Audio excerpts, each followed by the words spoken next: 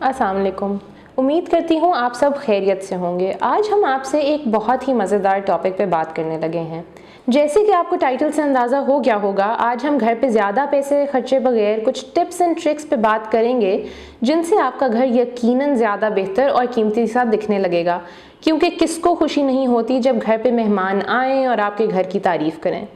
इसका एक पहलू तो ये है, लेकिन इसका दूसरा पहलू ये है कि कुछ लोग इसको बिज़नेस के तौर पे भी लेके चलते हैं, जहां वो चाहते हैं कि वो घर के ग्रे स्ट्रक्चर के साथ साथ उसकी अच्छी सी फिनिशिंग कम बजट में करवा दें, लेकिन ऑब्वियसली जब बेचने की बारी आए तो उनका घर जो उनकी प्रोडक्ट है वो ख़रीदारों को खूब भाए और वो इस पे अच्छा प्रॉफिट कमा सकें, यानी इसकी सेलिंग प्राइस इसकी मैन्युफैक्चरिंग प्राइस से काफ़ी ज़्यादा हो जाए। क्योंकि ये हमारे मुताबिक एक अहम टॉपिक है, इसलिए इस वीडियो का कंटेंट हमने अपनी डिज़ाइन एंड कंस्ट्रक्शन टीम की मदद से इकट्ठा किया है और अब आपसे शेयर करेंगे। सबसे पहले बात करते हैं फॉल्स सीलिंग्स की। शायद आपने नोट किया हो कि 2005 ऑनवर्ड्स घरों में फॉल्स सीलिंग्स करवाने का ट्रेंड बहुत आम हो गया था और तब से अब तक ये ट्रेंड चलता आ रहा है। पर्सनली स्पीकिंग, मैं फॉल्स सीलिंग्स के ख़िलाफ़ नहीं हूँ, लेकिन एक्स्ट्रा फ्लैशी फॉल्स सीलिंग्स के बहुत ज़्यादा ख़िलाफ़ हूँ क्योंकि वो घर की एलिगेंस को घटा देती है। अगर इसको कंज्यूमर पॉइंट ऑफ व्यू से देखा जाए तो ये ऑब्वियसली सादी सीलिंग से ज़्यादा कस्टमाइज्ड और लाविश लुक देती है और इम्प्रेशन यही पड़ता है जैसे कमरे में बहुत काम हुआ है। चुनांचे अगर आपने मार्केट से अच्छा पे ऑफ लेना है तो फॉल्स सीलिंग ज़रूर करवाएं, लेकिन उसमें लाइटिंग और डिज़ाइन पे ख़ास फोकस करें।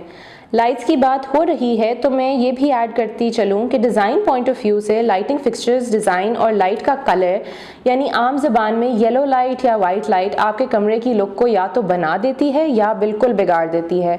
ये तो आप सब जानते होंगे कि नेचुरल लाइट यानी day light health and hygiene के लिए कितनी ज़रूरी होती है, लेकिन architectural design point of view से जिन घरों में सलीके से डे लाइट यूज़ की जाती है वो एक अलग ही टोन सेट कर देती है। इससे घर साफ सुथरा भी महसूस होता है और टू बी ऑनेस्ट थोड़ा लग्जूरियस भी। इसके अलावा इसमें एक इम्पॉर्टेंट पॉइंट ये भी है कि कमरे की तमाम लाइट्स को सीलिंग में ना लगा दिया करें। छतों पे खूबसूरत शैंडलियर्स या पेंडेंट लाइट्स लगाने से और दीवारों पे खूबसूरत से वॉल फिक्सचर्स लगाने से एक डेलिकेट लुक आ जाती है, जिससे महसूस यही होता है कि पैसे तरीके से सही जगह लगाए गए हैं।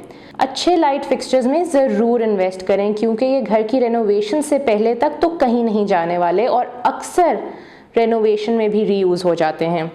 अगर आपको बजट कंस्ट्रेंट्स हों तो बजाय इसके कि घटिया क्वालिटी या डिज़ाइन के शैंडलियर्स वगैरह लगवाएं, आप फॉल सीलिंग के अंदर वार्म टोन की रोप लाइट्स भी लगवा सकते हैं, जो एक बहुत ही मिनिमल सा इंटरवेंशन है, लेकिन इसका इम्पैक्ट कमरे की कंप्लीट आउटलुक चेंज कर देता है। फॉल सीलिंग के बाद बात करते हैं फ्लोरिंग एंड स्कर्टिंग की। ये अमूमन एक लायबिलिटी समझी जाती है, लेकिन इसका इम्पैक्ट बहुत ज़्यादा होता है। स्कर्टिंग पे पेंट कराने के बाद निशान लगे रह जाते हैं या फिर सफाई होते वक्त जमी हुई मिट्टी वगैरह जो लगी रह जाती है, उससे घर गंदा तो लगता है लेकिन साथ साथ उसकी मटेरियल वैल्यू भी रिड्यूस्ड लगती है। सिमिलरली टाइल सिलेक्शन करते वक्त मेरा आपको एक सजेशन है कि ग्लॉसी टाइल्स को मैट टाइल्स पे चूज़ करें, क्योंकि वो भी कुछ ऐसा ही इम्पैक्ट डालती हैं जिसकी वजह से आपका घर साफ साफ लगता है और क्योंकि वो लाइट रिफ्लेक्ट करती हैं तो स्पेस भी अच्छी लगने लगती है।